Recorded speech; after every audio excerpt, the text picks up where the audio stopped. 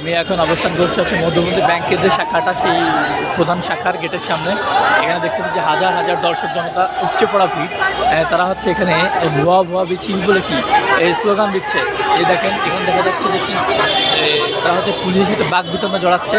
এই যে এখানে হচ্ছে শত শত পুলিশ আছে কি অবস্থান করছে। এখন হচ্ছে গেটটা খুলে দেওয়া হবে।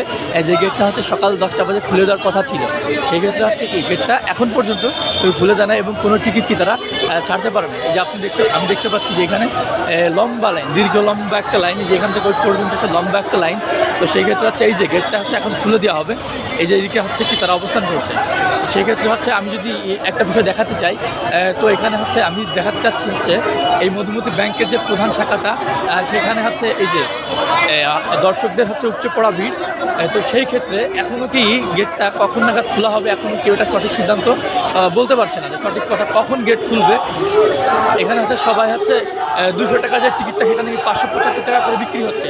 তো সেই ক্ষেত্রে আপনারা যে বলতে চাই, আমি দেখাতে চাই এখানে হচ্ছে সবাই টিকিটের স্লোগানটা দিচ্ছে 200 200 200।